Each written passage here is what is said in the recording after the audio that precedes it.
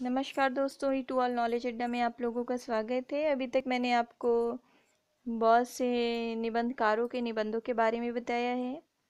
तो निबंध एक ऐसा पार्ट है जो हिंदी यूजीसी नेट में काफ़ी पूछा जाता है। तो आज मैं आपको निबंध के बारे में और पढ़ाने जा रही हूँ। तो सबसे पहले नंद दुलारे वाजपेयी जी के निबंधों के बारे में पढ़ते हैं। नंद दुलारे वाजपेयी जी का है हिंदी साहित्य 20वीं शताब्दी 1942 में, आधुनिक साहित्य 1950 में, नए साहित्य नए प्रश्न 1955 में,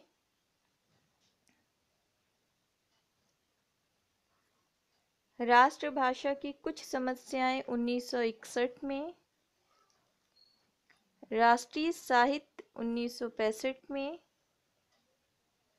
नए कविता 1976 में, रस सिद्धांत 1977 में, हिंदी साहित्य का आधुनिक युग 1978 में,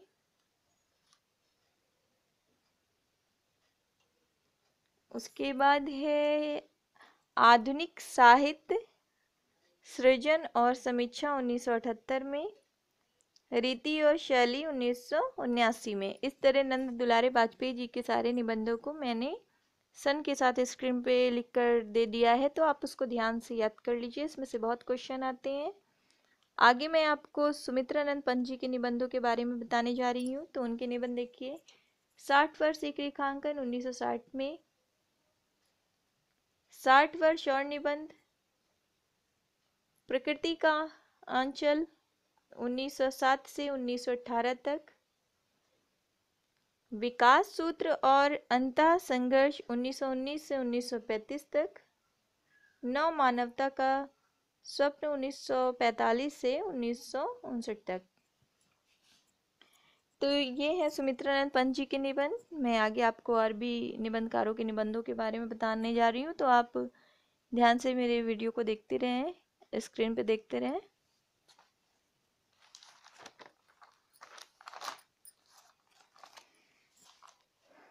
तो अब है अज्ञे जी। अज्ञे जी के निबंध देखिए।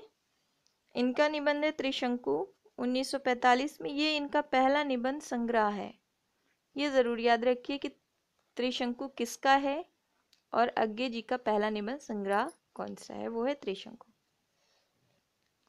सब रंग 1946 में, शाश्वती 1980 में, आत्मपरक 1983 में, आत्मनेपद 1960 में, लिखी कागज कोरे 1972 में, केंद्र और परिधि 1984 में, आलवाल अद्यतन 1977 में। अद्यतन बहुत बार पूछा गया है। जोग लिखी युग संधियों पर, युग संधियों पर, धार और किनारे, सर्जना और संदर्भ। सर्जना और संदर्भ की रचना इन्होंने कब की है, तो वो की है 1985 में। हिंदी साहित्य एक आधुनिक परिदृश्य, भवंती 1972 में, अंतरा 1975 में, शेषा 1995 में। ये है अज्ञे जी के निबंध, जिनको मैंने सन के साथ लिख करके स्क्रीन पे दे दिया है। तो आप इसको ध्यान से याद कर लीजिए, इनके निबंध से जरूर क्वेश्चन आते हैं। आगे हैं कृष्ण बिहारी मिश्र जी के निबंध। तो उनके निबंध देखिए। बेहया का जंगल 1981 में। ये बहुत बार पूछा गया है कि बेहया का जंगल किसका है, तो वो है कृष्ण बिहारी मिश्र जी का। मकान उठ रहे हैं 1990 में, सबुद्धि 1997 में, आंगन की तलाश 1999 में। आगे मैं आपको और भी निबंधकारों के निबंधों के बारे में पढ़ाने जा रही हूँ। ध्यान से आप स्क्रीन पे देखते रहें।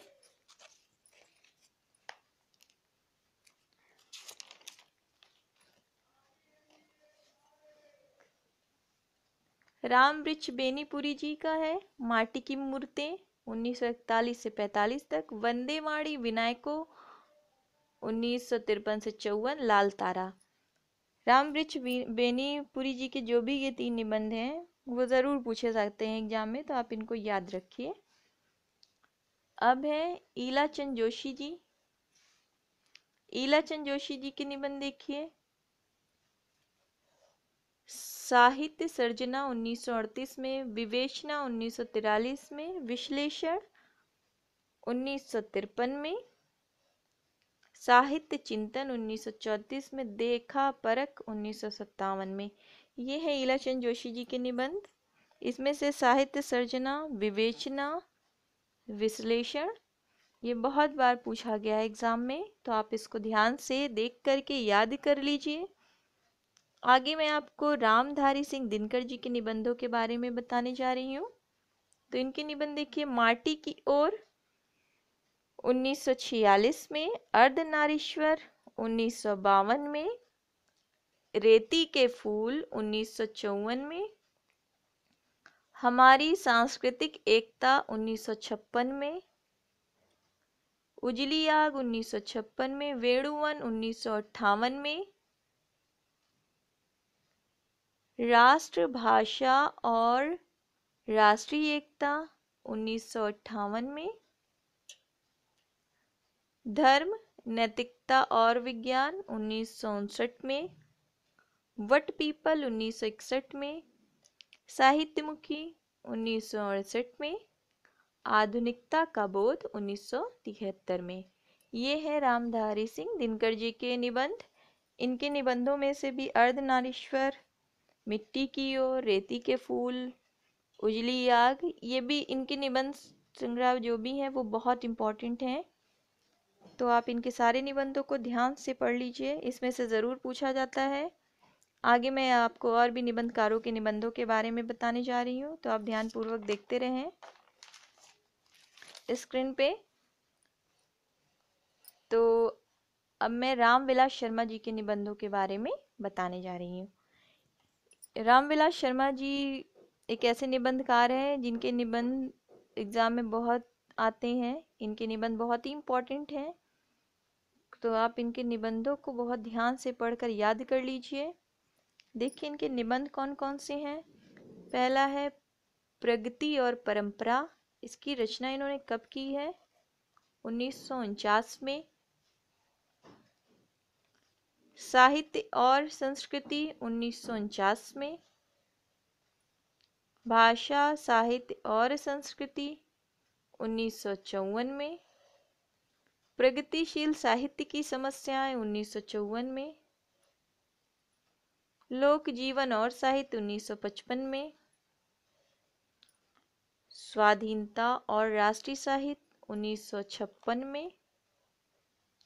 आस्था और सौंदर्य 1961 में।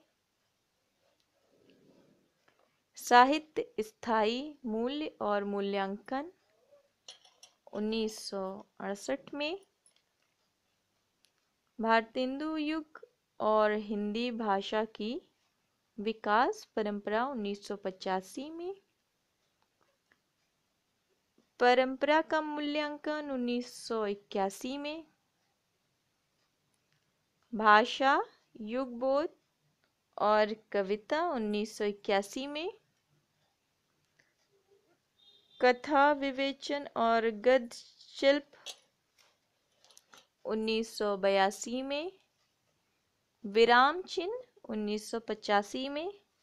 इस तरह मैंने रामविलास शर्मा जी के जितने भी निबंध हैं उनको सन के साथ लिख करके स्क्रीन पे आप लोग को दे दिया है।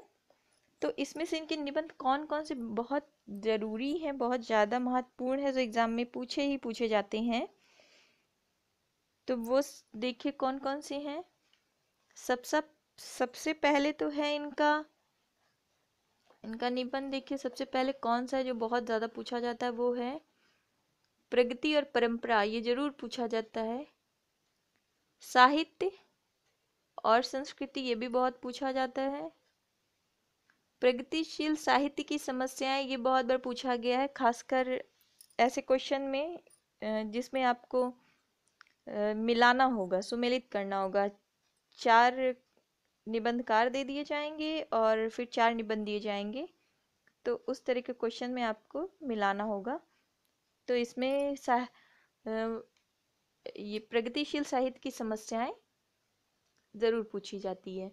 लोक जीवन और साहित्य, ये भी बहुत बार पूछा गया है।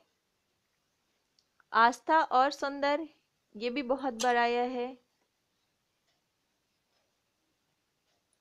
और भारतेंदु युग और हिंदी भाषा के विकास परंपरा, ये भी बहुत पूछा जाता है क्वेश्चन, तो आप इसको याद कर लीजिए। फिर है परंपरा का मूल्यांकन और विराम चिन्ह।